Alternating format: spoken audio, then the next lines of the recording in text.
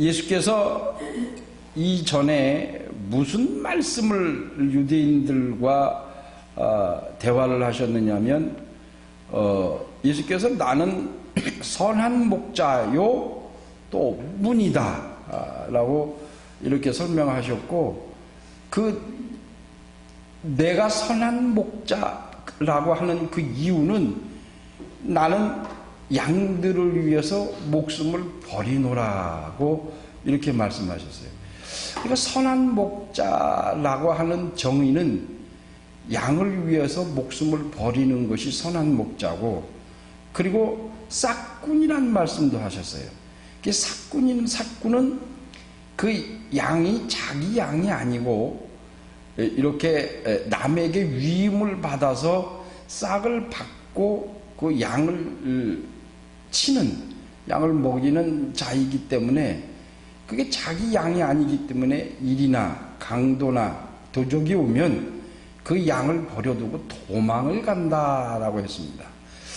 이런 말씀을 통해서 이 세상의 선한 목자는, 또 그 목자들이 드나드는 문은 오직 예수 그리스도 한 분이심을 말씀을 하시고, 당신 자신이 그 양들을 살리고 지키기 위해서 십자가에 못 박혀 죽으러 이제 가신다 라고 하는 그 의미를 가지고 당신을 선한 목자다 이렇게 설명을 했습니다. 그러니까 예수께 그 말을 들은 유대인들의 이제 분쟁이 일어나고 다툼이 일어났죠. 그리고 나서 이제 예수께서 예루살렘에 있는 성전에 들어가셨고, 그 성전에서 이제 또 유대인들과의 변론이 일어나고 쟁론이 일어납니다. 그런데 일어나는 그 과정이 세 가지의 조건의 키워드를 가지고, 배경을 가지고 설명을 하게 되시는데, 먼저 우리가 22절을 보면 예루살렘의 수전절이 이르니 때는 겨울이라 예수께서 성전 안 솔로몬 행각에서 다니시니라고 이렇게 말씀을 하셨는데, 오늘은 이 세 가지 키워드를 설명을 하고, 그러니까 이 요한이 작가, 예수님의 제자인 사도 요한이 이 요한복음을 기록을 하면서 왜 여기에다가 수전절에 이르렀다, 그러니까 수전절이 이제 당한 기념하는 그날에 또 그때가 언제냐면 겨울이었고, 그리고 어디서 했느냐, 성전에서 했다 라고 하는 이 세 가지 배경을 왜 여기다 기록을 했을까? 이 세 가지, 곧 성전 또 수전절 겨울이라고 하는 이 세 가지는 이 22절부터 42절까지의 유대인들과의 이 쟁론, 논하고 있는 그 배경이 깔려 있습니다. 그래서 이 이유를 알아야, 이걸 왜 여기다가 적어놨을까 하는 그 이유를 알아야, 그래야 그 다음에 예수께서 하시는 말씀과 유대인들이 하는 질문을 이해할 수 있고, 이게 지금 무슨 얘기를 하고 계신가를 알 수가 있습니다. 먼저 첫 번째로 보면 성전이 나오죠. 이 성전은 누가 참 성전이세요? 바로 이전에 9장, 8장, 7장 또 예수께서 성전을 바라보시고 저 성전을 헐라고 하시고, 저 성전을 가리켜 당신이 육체를 가리킴이라 하고 요한이 그렇게 설명을 한 적이 있습니다. 그러니까 이 성전이라고 하고 나오는 이 의미는 참 성전이신 예수께서 지금 사람의 손으로 만든 이 성전에 지금 와 계시다. 다시 말씀을 드리면 참 성전이신 예수 그리스도를 나타내고 표적으로 보여주고 있는 이 솔로몬이 지은 이 성전에 지금 참 성전이신 예수께서 와 계시다라는 말. 그러니까 근데 이 성전에서 뭐라고 지금 말씀하셨냐면 그 솔로몬 성전에서 다니시다라는 말은 거닐다라는 말과 같은 의미죠. 거닐다, 행하다. 이게 같은 뜻이에요. 이게 거니다, 행하다, 다니다. 헬라 말로 할라크, 히브리 말로 할라크라는 말이에요. 할라크. 이 의미는 짧은 거리예요. 긴 거리가 아니라 짧은 거리. 뭐 예를 들어서 한 10m, 15m 여기를 왔다 갔다 하는 거. 왔다 갔다. 이게 이 상상이 가죠. 이게 뒷짐 지고 뒷짐 우리 할아버지들이 뒷짐을 지고 왔다 갔다 하는. 저도 그 짓 참 잘해요. 이게 답답하고 그러면 바깥에 나가서 왔다 갔다 뒷짐 지고 왔다 갔다. 그걸 히브리 말로 할라크라고 하는데 그걸 거닐다, 행하다, 다니시다 이렇게 의미를 하고 있거든요. 그러니까 예수께서 지금 예루살렘에 있는 성전 안에서 왔다 갔다 이렇게 거닐고 계시다라는 게 거닐고 계시다. 근데 이게 레위기나 신명기나 사무엘 하를 보면 이 다니다 거니다라는 말은 하나님의 임재를 나타내요. 우리 좀 많이 찾아볼 수는 없고 레위기 26장 이 레위기 창세기 이게 구약에 있는 레위기 하나만 찾아서 보면 보시도록 하고 레위기 26장 12절에 보면 이 할라크라는 단어가 나와요. 행하다라는 말이 나오는데 한 군데만 확인을 해보고 26장 12절에 12절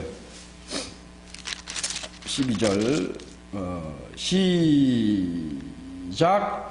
나는 너희 중에 행하여 너희의 하나님이 되고 너희는 나의 백성이 될 것이니라 그랬어요. 하나님께서 하나님께서 당신이 너의 하나님이 되고 뭘 함으로 인해서? 행함으로 인해서. 요때에 내가 너희 중에 행하여라 할 때 행하다라는 의미로 할라크를 썼어요. 그러니까 이 단어가 다 같아요. 그래서 이것은 너희 중에 내가 행하여 다닐고 거닐고 이렇게 해서 너희 하나님이 되고 너희는 나의 백성이 되리라. 그러니까 이 말은 또 신명기 23장 14절에 너희 진중에 내가 행함이니라 하고 했고 사무엘 하 7장 6절 7절에 내가 너희 안에 거하여 행하였나니라고 할 때 이 모든 행하여는 다 할라크라는 단어를 사용했어요. 그러니까 이거는 무엇을 의미하는 거냐면 하나님의 임재를 의미합니다. 그러니까 할라크라는 말을 하나님의 입장에서 사용했을 때의 구약에서는 하나님이 거니시다, 행하시다, 나타나시다 하라는 이런 의미로 쓰실 때는 다 할라크라는 말을 썼는데 하나님의 임재를 말합니다. 그래서 이 레위기나 신명기나 사무엘 하를 보면 다 내가 너희 중에 너희 군대 안에 너희 백성 안에 너희 안에서 내가 거닌다 행한다 라는 의미를 가지고 있는데 이것은 임재를 의미해요. 그런데 이 할라크가 또 쓰여지는 게 한 군데가 있는데 사람들 사이에서 행하고 거닐고 이럴 때에 사용한 할라크가 있어요. 근데 그게 뭐냐면 모세가 호숫가에 던져졌죠. 그 출애굽기 2장 5절에 보면 바로의 딸이 하숫가를 거닐다가 그랬어요. 거닐다가 이게 할라크예요. 할라크라는 단어를 썼어요. 바로의 딸이 호숫가에 목욕을 하러 나왔다가 거기를 거닐었다라고 했어요. 그러고 나서 누구를 발견했어요? 바구니에 담겨진 어린아이 모세를 발견하게 됐죠. 그것이 모세가 이스라엘을 애굽에서 건져내는, 출애굽시키는 사건의 시작이 바로 이 바로의 딸이 호숫가에서 모세를 발견했는데, 그때 그 거닐었다라고 이렇게 설명을 했어요. 또 한 군데는 다윗인데 사무엘하 11장 2절에 보면 왕궁 집을 한가하게 거닐었다 그랬어요. 그러니까 왕궁 위치붕인데, 우리가 잘 생각할 거는 왕궁이나 뿌리 사람들, 유대 사람들이 사는 그 집들은 다 지금 우리와 비슷해요. 우리 옛날에는 벼루에서 초가집을 지었고, 잘 사는 사람들은 기와집을 짓고 살았잖아요. 이제 그러다가 70년대에 와갖고 이 집을 1층, 2층, 3층으로 짓고 3층 꼭대기는 옥상을 만들어 놨죠. 저도 옥상에서 한참 많이 20여 년을 살았습니다. 옥상집에서. 그러니까 옥상 있죠. 그와 거의 흡사해요. 그러니까 이 사람들은 지붕을 거닐었다라고 하니까 우리가 생각하는 이런 초가집이나 이런 기와집을 얘기하는 게 아니라 우리가 지금 살고 있는 옥상집입니다. 그거하고 똑같아요. 이거 올라가 보면, 저도 마가의 다락방에 2층이 있기 때문에 올라갈 때 이렇게 계단으로 해서 올라가 보니까 영락없는 옥상집이더라고요. 이게 거기를 이렇게 거닐렀다 그랬어요. 그 거닐고 나서, 거닐 때에 무엇을 봤어요? 그 다윗이 뭘 봤어? 근데 그 뭐라 그러면 지붕 위에 그 사무엘하 11장 2절에 보면 한가하게라 그랬어요. 한가하게. 할 일이 별로 없어. 평안하다는 얘기거든요. 이 모든 나라를 다 전쟁으로 해서 이기고 승리하고 조공을 바치고 왕의 권한은 대단한, 그 다윗의 왕의 권세가 대단히 인근에 있는 모든 나라까지 다 복종시킬 수 있을 만큼의 대단한 그 힘을 가졌었거든요. 그러니까 이제 한가하게 지붕에 올라가서 거닐다가 누굴 봤어요? 밧세바를 봤어요. 밧세바를 봤고, 그 밧세바를 보는 순간부터 다윗의 그 정치와 인생의 큰 전환점이 된 것이 바로 이 다윗이 지붕 위에서 한가하게 거닐다가 본 것이에요. 그 또 한 군데가 있는데, 다니엘서를 보면 느부갓네살이 나와요. 4장 29절부터 보면 느부갓네살이 나는데, 이 느부갓네살은 바벨론 사람입니다.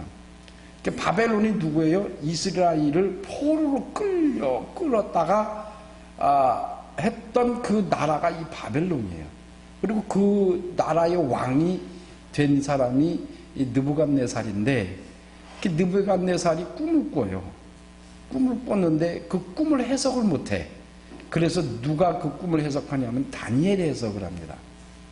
그래서 그 꿈이 무슨 꿈이냐면, 이 느부갓네살이 꿈에 들짐승들과 먹고 자고 하는 7회 동안 그 들짐승들과 함께 먹고 자는 그 몰골이 어떻겠어요? 사람이 들짐승과 7년 동안 함께 먹고 자고 짐승같이 살았다라는 얘기예요. 7년 동안. 그 꿈을 꿔요. 그 꿈이 해석을 아무도 못했고, 또 그 꿈을 바로 전에 이제 한 그루터기 나무가 있는데, 그 어떤 지나가는 나그네가, 하늘에서 나그네 같은 사람이 하나가, 감시자라 그래요. 감시자가 와서 그 나무를 베라 그래요. 꿈에. 그리고 꿈에 나무를 베라. 그 대신 뿌리는 그냥 둬라. 그리고 그 뿌리를 철과 동으로 꽉 묶어라. 이렇게 얘기를 하죠. 그래서 하나님 그 꿈은 누구도 해석을 못했는데 다니엘이 그 꿈을 해석을 해요. 그래서 그 나무는 느부갓네살 왕이다. 그런데 하늘에서 감시자가 와서 그 나무를 자르라. 감시자는 누구냐? 예수 그리스도로 나타내요. 그가 와서 그 나무를 자르라. 그러나 뿌리는 둬라. 그래서 뿌리를 두고 철과 동. 그래서 그 철과 동이라고 하는 것은 로마를 가리키고 그런 의미를 가지고 있어요. 앞으로 이 바벨론이 어떻게 될 것이다. 그래서 그것을 그 꿈을 해석을 하고, 그러니까 이 느부갓네살을 축복하고, 바벨론 사람인데도 불구하고 하나님이 그에게 경고를 하시고 축복을 하세요. 그래서 아주 강대국이 됐어요. 그래서 그것을 느부갓네살이 이방인에도 불구하고 하나님을 영광을 돌리고 찬양하고 하나님의 말씀대로 살았어요. 그래서 하나님이 부강하게 만들어줬거든요. 그런데 이런 꿈을 꿨다 이 말이에요.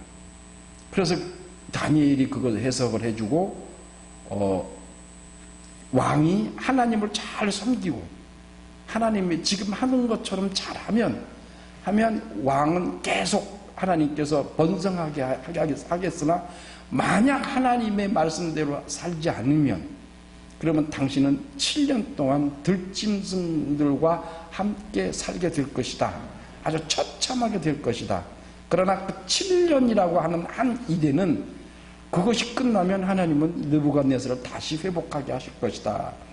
이 예언을, 그러니까 꿈 해석을 해요. 그래서 그거를 듣고 느부갓네살이 잘했어요. 그러다가 1년이 지났는데, 1년이 지났을 때에 느부갓네살이 무슨 짓을 하냐면, 다니엘서 4장 29절부터 30절에 보면 바벨론 궁 지붕에서 거닐다. 거닐다. 이게 할라크라는 말을 쓰는 거예요. 거닐다. 뭐라고 찌꺼렸냐면, 거기 찌꺼렸다는 말이 나와요. 교만한 말을 내뱉어 그랬어요. 무슨 말을 했냐면, 이 나라가 나의 지혜와 나의 능력과 내 힘으로 이 나라를 이렇게 크게 번성했다. 쳐다보면서 왔다 갔다 거닐하고 찌찌지고 왔다 갔다 거닐다가 문득 그 생각을 한 거예요. 그러니까 이게 무슨 말이에요? 느부갓네살이 다니엘이 경고한 대로 1년 동안 잘하다가 잃어버린 거예요. 그 순간에 그걸 잃어버린 거예요. 그리고서는 하나님이 축복하시고 복을 주시고 자기를 강성하게 만들었다라고 그렇게 알던 사람이 갑자기 거닐다가 툭 하고 내뱉은 말이, 이 나라가 이렇게 강성하고 강대국이 되고 부자가 되고 튼튼한 나라가 된 것은 바로 다 자기의 힘, 자기의 능력, 그래서 이 나라가 자기 것이다 라고 그렇게 툭 하고 내뱉어 버렸어요. 하나님께서 그 자리에서 책망하세요. 느부갓네살을 그 자리에서 책망을 해서 하나님께서 그걸 들여다가 던져버리세요. 그 아들에 의해서 7년 동안 짐승같이 삽니다. 근데 그 말씀대로 다시 7년 후에 다시 회복을 해요. 그런데 그렇게는 하는데 뭐 하다가 거닐다가 그랬다고 했어요. 다윗도 그렇고 또 이 느부갓네살도 그렇고, 우리가 그렇죠. 잘 나갈 때 잘해야 되거든요. 우리나라 말도 있잖아요. 있을 때 잘해라 하는 말. 잘 나갈 때 다윗이 잘 나가다가 옥상에서 이렇게 괜히 뒷짐지고 돌아다니고, 왜 돌아다니냐? 왔다 갔다 하다가 밧세바를 보게 됐고 죄를 지었게 됐고, 그 죄로 그 후손 대대로 칼이 끊기지 않았다라고 했어요. 이건 다윗이 받는 벌입니다. 받아야죠.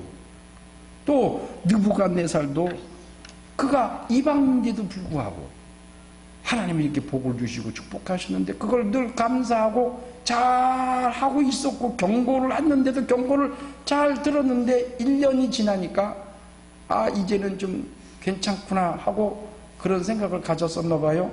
느닷없이 뱉은 말이 이 모든 것이 내 것이요 나의 힘이요 나의 지혜로 된 것이다 라고 툭 내뱉어 버렸어요.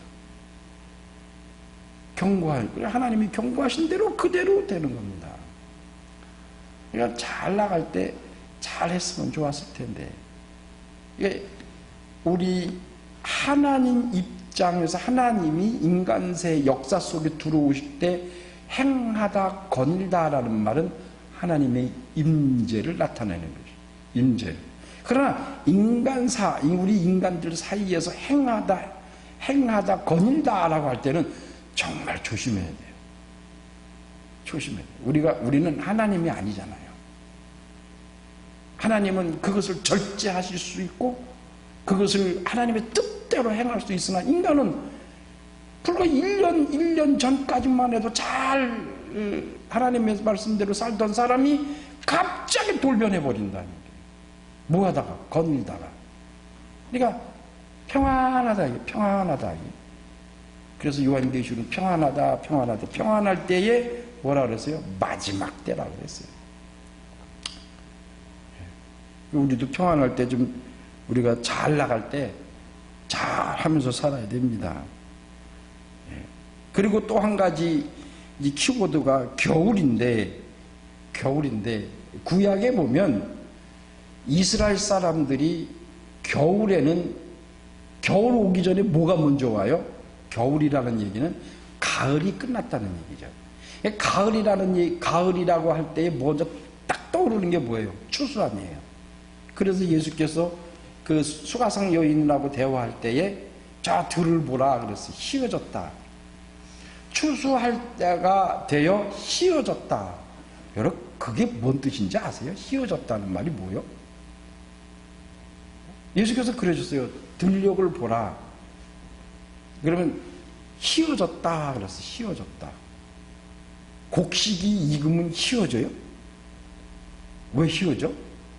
이게 하얗다란 뜻이요. 휘어졌다는 게 고개를 구부렸다는 말이 아니에요. 휘어졌다. 하얘졌다. 이 소리에 하얗게 됐다. 휘어졌다가 이거 고개를 숙였다는 말이 아니에요. 그거 잘 읽어보세요. 다음에. 휘었다라는 말이 고개 숙였다는 말이 휘어졌다. 하얗게 됐다. 곡식이 익어서 추수할 때 그러면 하얗게 되느냐 이 소리요. 그게 그 의미가 아니에요. 이게 뭐냐면 추수할 때가 되면 추수를 하지요. 근데 히브리 사람들의 옷차림을 잘 보세요. 히브리 사람들의 옷차림은 옷은 나눠져 있지가 않아.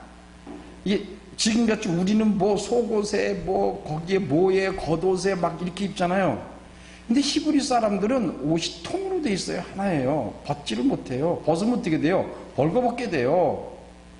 그러니까 그 옷은 그들이 입죠. 그러나 히브리인들이 자색 옷, 홍색 이런 비단 옷은 누가 입어요? 궁중에 있는 사람들이 입어요. 그러면 추수를 하는 사람들은 누구예요? 다 하인들이에요. 노예들이에요. 추수를 하는. 그 사람들은 옷은 다 어떻게 해요? 회색이에요. 흰색이에요. 다 흰색이고 회색이에요. 그들이 입는 것은. 그러니까 그들이 농사들을 질 때에 추수하러 가서 농사를 지으면서 어떻게 해요? 벼를이나 보리를 벨 때 수그리고 뱉잖아요. 수그리고 베요. 수그리고 베고 있다가 어떻게 해요? 일어나잖아요. 그러니까 베기 위해서 허리를 수그렸다가 일어나고 베기 위해서 수그렸다가 일어나고. 그러니까 햇빛에 버쩍버쩍 하는 거예요. 뭐가? 흰색이. 그 농사 하는 사람, 지금은 기계로 쫙 우리나라는 해버리지만 그 농사 짓는 사람들은 유대인들은 그렇게 안 해요. 다 사람 손으로 했잖아. 2000년 전에는. 그러니까 그 농사 짓는 사람들의 그 행위가 수그렸다 일어났다 수그렸다 일어났다니까 그게 햇빛에 반사돼서 허옇게 보인다는 거예요. 그게 그러니까 이 곡식이 익어 희역게 됐다라는 것은 추수를 하고 있다 이 소리예요. 끝났다라는 소리예요. 그게 끝났다. 그러니까 이 사람들에게 겨울은 추수가 끝난 상태예요. 추수가. 그런데 사도 요한이 이 말을 여기다 왜 썼어요? 수전절이고 아니 성전에서 예수께서 거니시는데 겨울이라 말이에요. 이게 무슨 뜻이냐면 추수가 끝났다 이건 말이에요. 그런 의미예요. 영적인 의미는 추수가 끝났다. 구원받을 때를 놓친 상태를 말해요. 영적인 무지인 상태를 얘기해요. 누가? 이스라엘이 그렇다 이 소리예요. 유대인들이 지금 그렇다 이 소리예요. 지금 그런 환경이다 이 말이에요. 그러니까 그런 환경에서 있으니까 예수님을 돌로 쳐 죽이려고 하는 거예요. 그러니까 그리고 이제 마지막으로 수전절인데 전에 한번 설명을 했어요. 해서 그렇게 길게 설명은 안 하고 수전절 또는 봉헌절 또는 광명제라고 해요. 그러니까 수전절이라고 하는 의미, 이 봉헌절은 재봉헌을 말해요. 다시 봉헌한다. 이 솔로몬 행각이 있고 솔로몬의 행각 안에 있는 성전이에요. 이 성전을 재봉헌한 날이 있어요. 언제냐면 기원전 약 200년 전이에요. 그러니까 예수님께서 이 세상에 오시기 전 200년 전에 마카비라는 전쟁이 일어났어요. 그것은 이 그러니까 수리아니까 지금 시리아예요. 그 수리아 사람인 그 왕이 무슨 왕이냐면 안티오쿠스 4세 에피파네스, 이름도 어려워. 에피파네스 안티오쿠스 4세인데 이 사람이 이름이 뭐냐면 에피파네스라는 왕이 있었어요. 그 왕이 이스라엘을 통치하고 있었던 때예요. 이스라엘을 통치하고 있었던 그때에 대제사장을 히브리인들 중에서 뽑은 게 아니라 자기가 뽑았어요. 자기가 뽑아서 대제사장을 심어놨어요. 그런데 그 대제사장이 자기가 에피파네스 황제에게 잘 보이기 위해서 뇌물을 주고 그 대제사장 직분을 받았어요. 이름이 있어요. 근데 이름이 있는데 내가 그 이름을 기억을 못해. 머리 나쁜 건 뭐 여러분이 다 아시니까. 그 대제사장이 있는데 그 대제사장이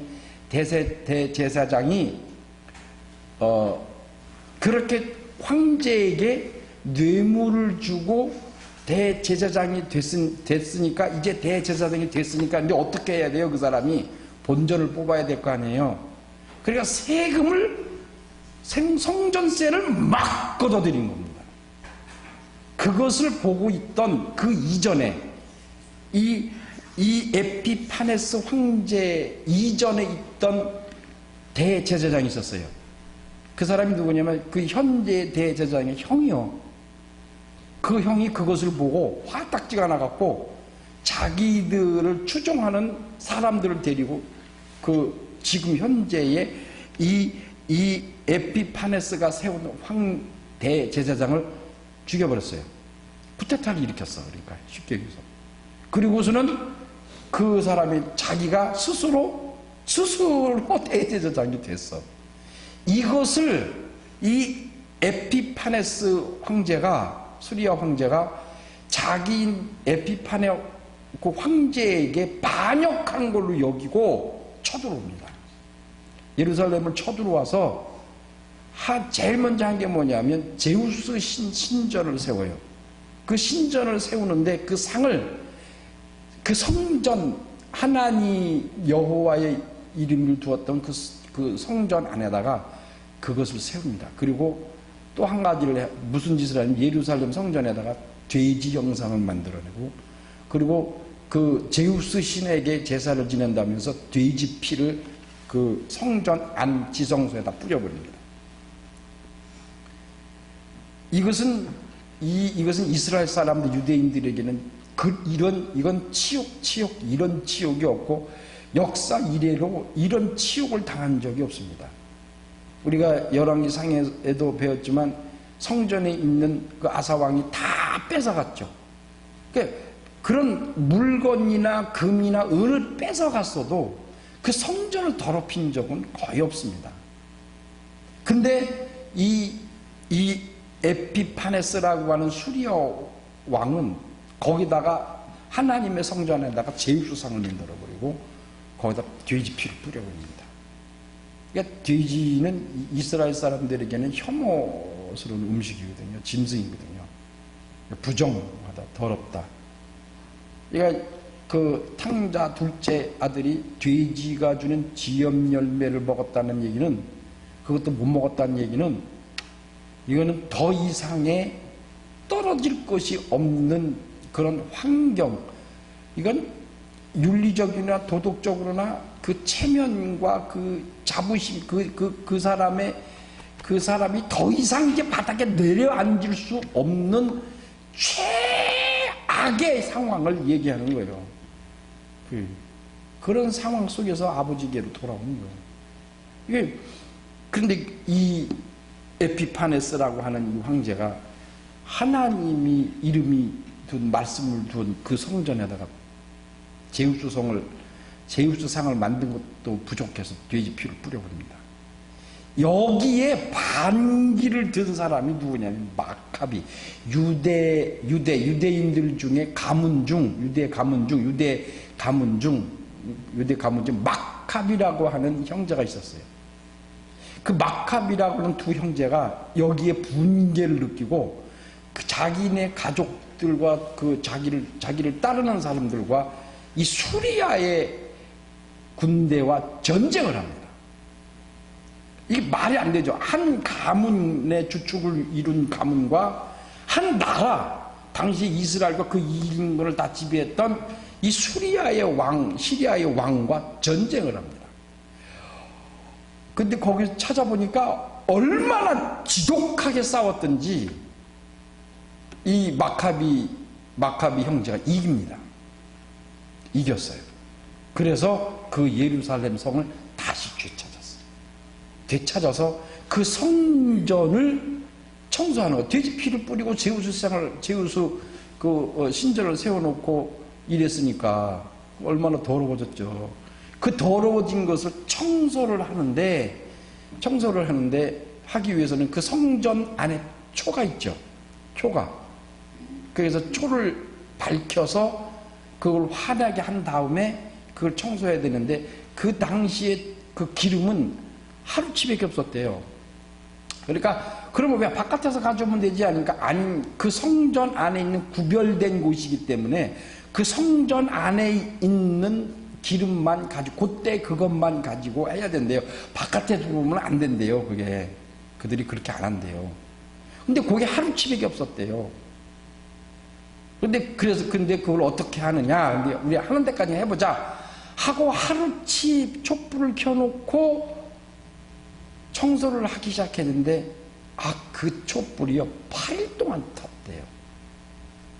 그러면서 그들이 생각하기, 이것은 여호와께서 이 예루살렘 성과 이 하나님의 성전을 되찾은 것은 우리의 힘으로 전쟁을 이긴 게 아니라 하나님이 하신 것이다 라고 그렇게 기뻐하면서 그 8일 동안의 청소를 다 하고 그 성전을 하나님 앞에 봉헌하는 거예요.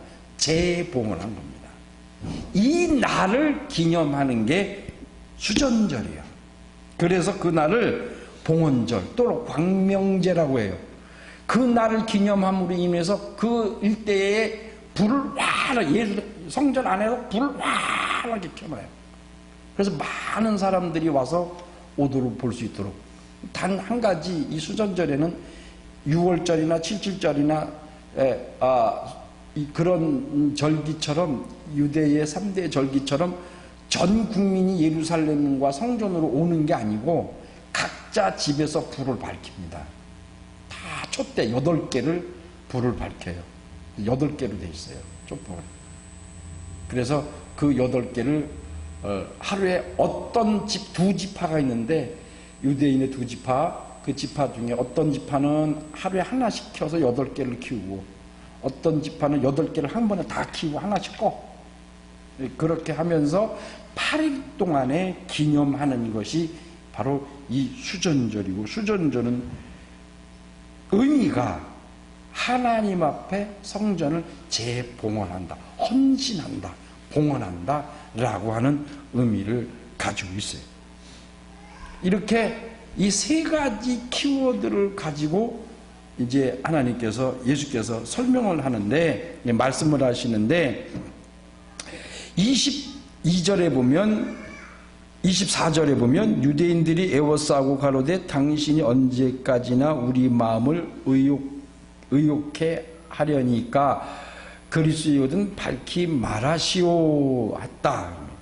그리고 말하고 25절에 예수께서 가라사대 내가 너희에게 말하였으되 믿지 아니하는도다. 내가 내 아버지의 이름으로 행한 일들이 나를 증거하는 것이라. 너희는 내 양이 아니므로 믿지 아니하는도다. 27절에 내 양은 내 음성을 들으며 나는 저희를 알며 저희는 나를 따르느니라 하고 이제 예수께서 설명하셨는데, 이 사람들이 뭐라 그러냐면 그리스도이거든 너희가 예수께서 질문하기를 당신이 우리의 마음을 의욕해 하려니시니까 언제까지 이렇게 하니까, 원문에는 뭐라고 되어 있냐면 쪼이다. 그래서 의욕해라는 말이 히브리 말로 그대로 하면은 쪼이다, 혼미케 하다, 쪼이게 하다 이렇게 돼 있어요. 이렇게 쪼이다, 이렇게 막 이렇게 쪼이다는 것은 이게 안절부절 못하고 그냥 왔다 갔다, 아이고 이거 어떻게 해야 되나? 예, 우리가 그럴 때가 있죠. 예? 이게 하지도 못하고 아들. 우리나라에 그 비슷한 말이 있는데 빼박이라는 말이 있다며요. 빼박. 이게 뭐예요? 빼지도 막지도 못하고, 이렇게 하지도 못하고 저렇게 하지도 못하고. 그러니까 유대인들이 예수 그리스도를 가르쳐 당신이 그리스도이거든 밝히라. 그리스도이거든 밝히 말하라. 지금 우리 마음이 당신을 믿어야 되는지 믿지 말아야 되는지 이것도 지금 구분을 못하고 있다. 마음이 쪼이고 있다, 이 소리입니다. 그런데 예수께서 사실은 이 요한복음 10장 이 말씀까지는 예수님은 그리스도다라고 공개적으로 선언한 적이 없으세요. 여러분 잘 보세요. 1장부터 9장까지 예수께서 뭐라고 말씀했냐면 나는 생수의 근원이다 라고 7장에 말씀하셨고, 수가성 여인에게 또 세상을 위한 등불이다 라고 8장에 또 말씀을 하셨어요. 선한 목자라고 10장에 또 말씀하셨어요. 그러니까 예수께서는 예수 그리스도를 당신을 나타내는 그 의미로 예를 들은 것이 샘물이요 또는 등불이요 또는 선한 목자요 문이다 라고 설명하신 적이 있지만, 예수 그리스도가 나는 하나님으로부터 기름을 부음 받은 그리스도 메시아다라고 공개적으로 설명하신 적이 없으세요. 그런데 이들은 뭐라고 지금 질문하고 있는, 그리스도임을 공개적으로 천명하라 이 소리예요. 그런데 예수께서 그리스도다 참라고 스스로 나타낸 시기는 언제냐면 이제 그때가 이르렀을 때, 요 다음에 나와요. 다음 장에 때가 이르렀을 때에 비로소 비로소 당신이 그리스도임을 나타내었다. 그 누구에게? 제자들에게 그러셨다 그랬어요. 제자들에게. 그런데 이 사람들은 그리스도인 것을 우리가 지금 믿을 수 있도록 나타내게 해달라. 그러니까 예수께서 이 말씀에 뭐라 그러냐면 내가 너희에게 말하였으되 믿지 아니하는도다 그랬어요. 이 말은 내가 지금 너희에게 내가 생물의 근원이요 세상의 등불이요 선한 목자라고 계속 반복해서 설명했는데도 너희는 믿지 않았다 이 소리예요. 그런데 내가 지금 여기서 너희에게 내가 그리스도인 것을 공개적으로 얘기한들 너희가 믿겠느냐 이 소리예요. 이 말이 잘 한번 생각해 보면 이해가 가요.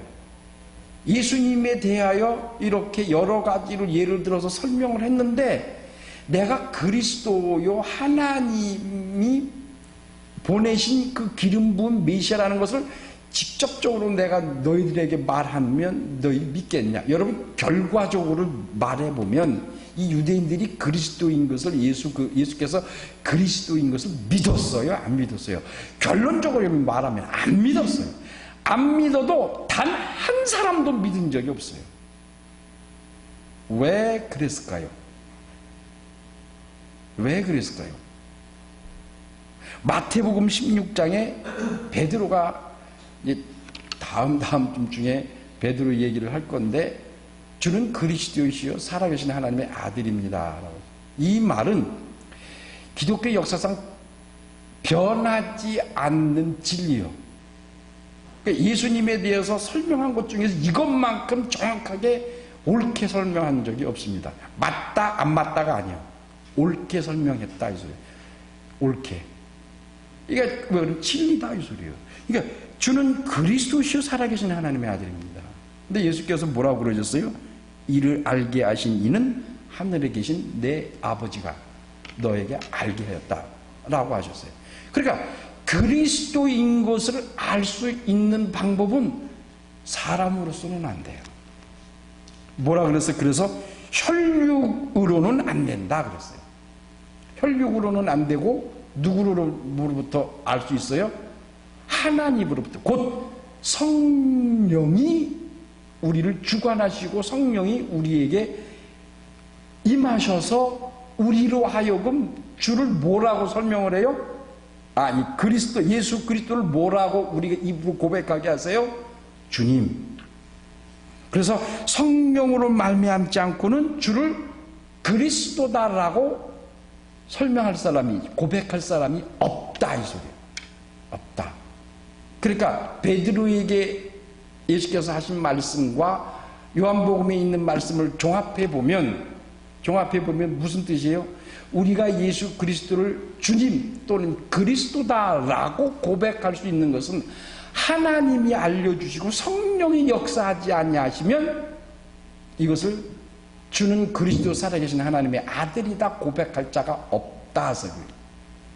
그러니까 지금 여기 이 25절에 내가 너에게 말하되 믿지 아니하는도다. 내가 내 아버지 이름으로 행한 일들이 나를 증거하는 것이거늘 너희들은 안 믿는 것이거늘.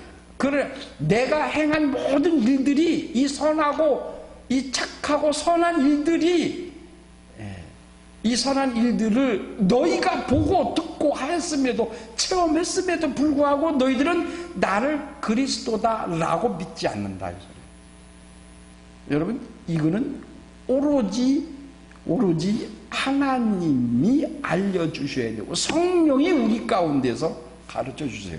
그래서 요한복음 14장에 성령이 임하시면, 너희가 성령이 임하시면 제일 먼저 행하는 게 뭐예요?